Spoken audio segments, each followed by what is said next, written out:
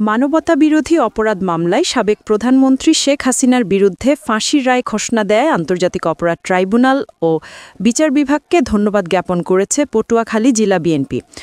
পটুয়াখালী থেকে সঞ্জয় ব্যানার্জির প্রতিবেদনে দেখুন বিস্তারিত।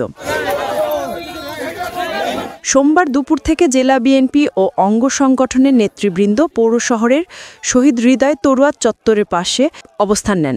সেখানে বসে তারা রায় শুনেন এবং রায় ঘোষণার পরপরই সংক্ষিপ্ত আনন্দ মিছিল ও পথসভা করেন। পথসভায় বিবৃতিতে জেলা বিএনপির সভাপতি, সাধারণ সম্পাদক সহ নেতৃবৃন্দ জানান, দেশে ন্যায় বিচার প্রতিষ্ঠিত হয়েছে। মানবতাবিরোধী অপরাধে শেখ হাসিনার বিরুদ্ধে যে রায় ঘোষণা হয়েছে তাতে তারা খুশি হয়েছেন। তবে যত দ্রুত সম্ভব এ রায় কার্যকর দেখতে চান তারা। বিচার বিভাগ সত্যিকারের বাংলাদেশ এবং এই বিচারের পোষণ বিচার না, সত্যিকারের আইনের বিচার এখানে প্রতিষ্ঠিত হয়েছে। এখানে আজকে যা আসামি ছিল সে বহু লোককে এই বাংলাদেশে হত্যা করেছে। 24 জন লোক জুলাই থেকে আগস্টের ভিতরে হত্যা করেছে। তার মধ্যে পটুয়াখালী একজন কৃতি সন্তান হৃদয়কে হত্যা করা হয়েছে। আরো এখানে 24 জন জেলায় হত্যা হয়েছে। আর সাইদি হত্যা হয়েছে রংপুরে।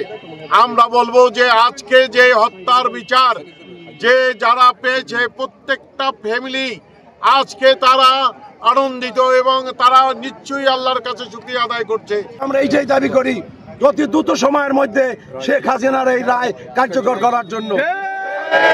সন্তুষ্ট হবে শহীদ আবু সাইদ, শহীদ মুগ্ধ, শহীদ ওয়াসিম, শহীদ হৃদয় তরুয়ার আত্মা। আপনারা জানেন পটুয়াখালীতে আমাদের এক সন্তান, আমাদের এক ভাই হৃদয় তারুয়া শহীদ হয়েছেন এই ফ্যাসিস্টদের গুলিতে। তাদের দাবি শেখ হাসিনাকে দেশে ফিরিয়ে এনে জনসম্মুখে ফাঁসির রায় কার্যকর করা। তারা আরও বলেন, এই রায়ের মাধ্যমে 36 জুলাই আন্দোলনে শহীদদের আত্মা শান্তি পেয়েছে। এছাড়া আরও যত রাজনৈতিক হত্যা মামলা রয়েছে সেসবেরও সঠিক বিচার চান তারা। এদিকে জেলা আইনজীবী সমিতির সামনে তাৎক্ষণিকভাবে আনন্দ মিছিল করেছে জেলা জাতীয়তাবাদী আইনজীবী ফেরা। সেই জীবন দিয়েছে, তার জীবন নিয়েছিল শেখ হাসিনা। সেই শেখ হাসিনার ফাঁসি রায় হয়েছে। আজকে হৃদয় তরুয়ার আত্মা শান্তি পাচ্ছে। আজকে আমরা আজকাল আনন্দিত।